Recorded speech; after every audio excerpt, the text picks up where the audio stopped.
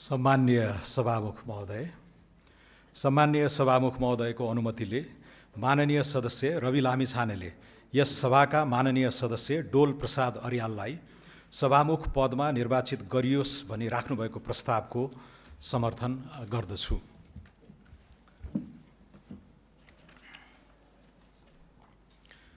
यस अभूतपूर्व जनादेश प्राप्त सार्वभौम संसदको गरिमामय सभामुख पदमा हाम्रो पार्टीका संस्थापक नेता,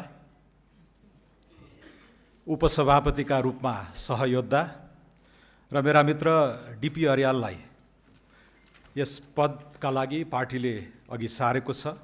उहाँ निर्विरोध निर्वाचित हुने क्रममा हुनुहुन्छ। म उहाँलाई नेपाल सरकार, हाम्रो पार्टी र व्यक्तिगत तर्फबाट पनि हार्दिक बधाई र शुभकामना दिन चाहन्छु। यस अघिको संसदमा उहाँले विधायकका रूपमा विशिष्ट भूमिका निभाइसक्नु भएको छ र नेपाल सरकारको मन्त्रीको पनि अनुभव लिइसक्नु भएको हुनाले कार्यपालिका र व्यवस्थापिका बीचको जुन भूमिका हुन्छ, हाम्रो संविधानले जस्तो भूमिका अपेक्षा गरेको छ त्यसमा उहाँ अनुभवी हुनुहुन्छ र उहाँले अब आगामी यस गरिमामय पद, यस ऐतिहासिक संसदको अभिभावकको रूपमा बडो जिम्मेवारीपूर्वक भूमिका निभाउनु हुनेछ भन्नेमा हामी विश्वस्त छौँ। एउटा ठुलो पुस्तान्तरण प्रतिबिम्बित भएको यस संसदमा उहाँको संक्षिप्तै भए पनि असाध्यै परिपक्व राजनीतिक अनुभव जुन छ त्यसलाई यस सदनमा पनि ल्याउनु हुनेछ भन्नेमा हामी विश्वस्त छौँ। विगत केही वर्षमा हाम्रो पार्टीले जुन प्रतिकूलता झेल्नु परेको थियो, पार्टीमाथि, हाम्रा सभापतिमाथि भएको प्रहार हुँदा हामी दुई उपसभापतिका रूपमा जसरी पार्टीलाई सम्हालेर अगाडि लग्न सक्यौँ, त्यस अनुभवबाट पनि मलाई लाग्छ सिङ्गो राष्ट्र लाभान्वित हुनेछ। मैले व्यक्तिगत रूपमा देखेको उहाँको उत्कृष्ट व्यवस्थापकीय क्षमता छ, शालीन समन्वयकारी भूमिका छ र एउटा औसत मध्यम वर्गीय सङ्घर्षबाट ओतप्रोत भएको एउटा जुन गाथा छ, जीवन गाथा छ, त्यसलाई सार्वजनिक नीतिसँग जोड्नुपर्छ भन्ने एउटा उन्नत चेत उहाँमा पनि मैले पाएको छु। यिनै लाइफ एक्सपिरियन्सेसहरूबाट अब आगामी संसद लाभान्वित हुनेछ, यसमा म ढुक्क नै छु। संसदको अभिभावक हुँदै गर्दाखेरि सबभन्दा बढी अपेक्षा गरिने गुण भनेको तटस्थता हो। त्यसमा उहाँ खरो साबित हुनेछ भन्नेमा पनि म विश्वस्त छु। एउटा 51 सालतिरको संसदीय अधिवेशनमा एउटा शब्द प्रचलनमा आएको थियो, सस्पेन्डेड एनिमेसन। कुनै दलीय आबद्धता नराखिकन त्यो तटस्थतालाई थप प्रत्याभूत हुने गरेर एक किसिमको त्याग नै गरेर पनि यो जिम्मेवारी लिनुपर्ने हुन्छ। त्यसमा पनि माननीय डीपी अर्यालले त्यो इङ्गित गरिसक्नु भएको छ र हाम्रो पार्टीको तर्फबाट पनि त्यो रोजाइलाई इन्डोर्समेन्ट हुने नै छ।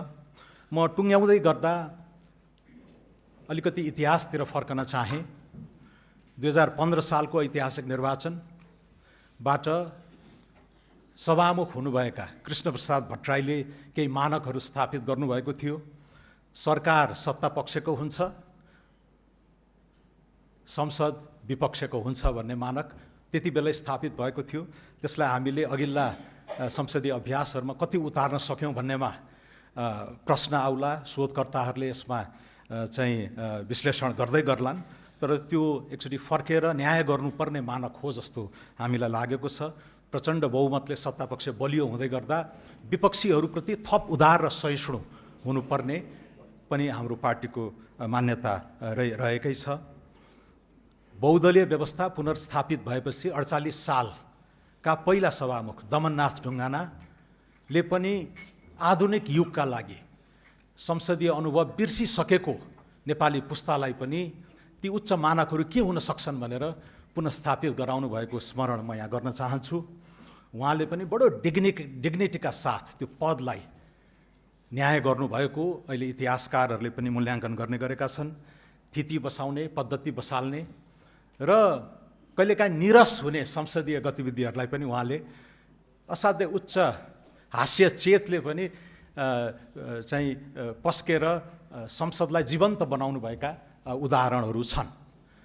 त्यति बेला असाध्यै विरोध गरिराख्नुहुने एकजना सांसद हुनुहुन्थ्यो, विरोध खतिवडा, सधैँ विरोध गर्ने र सभामुखको पदबाट दमननाथ ढुङ्गालले भन्नुहुन्थ्यो, हजुरको काम विरोध गर्ने, मेरो नामै दमन, मेरो काम चाहिँ दमन गर्ने भन्नुहुन्थ्यो।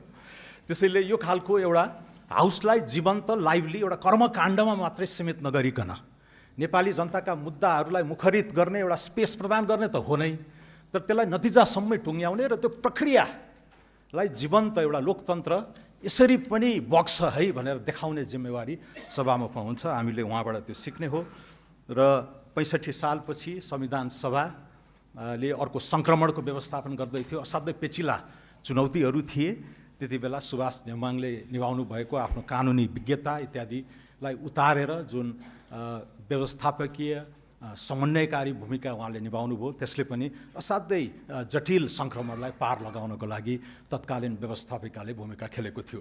त्यसैले कृष्णप्रसाद भट्टराई, दमननाथ ढुङ्गाना, सुभाष नेउवाङ जस्ता आफूभन्दा अगाडि आएका अग्रजहरूका राम्रा कुराहरूलाई, तर अहिलेको आधुनिक नेपालको आधुनिक पुस्ता, नयाँ पुस्ताका अपेक्षा आकाङ्क्षाहरूलाई पनि जसरी हाम्रो पार्टीले ग्रहण गरेर जेनजी आन्दोलनको मर्मलाई बोकेर अगाडि बढ्यौँ र आज यो ऐतिहासिक उपस्थिति हामीले चाहिँ यहाँ हासिल गर्न सकेका छौँ। यो सबैको मर्मलाई उहाँ माननीय डिपी अर्यालले बोकेर यसलाई चाहिँ आफ्नै शैलीमा ढालेर एउटा मौलिकता दिनुहुनेछ र यो संसदीय कार्यकाल, यो 5 वर्षको ऐतिहासिक संसदीय कार्यकाल नेपालकै संसदीय इतिहासमा चाहिँ साँच्चीकै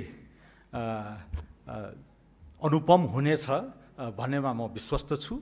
माननीय डिपी अर्याललाई बधाई तथा शुभकामना दिँदै म बिदा हुन्छु। हस्त, धन्यवाद।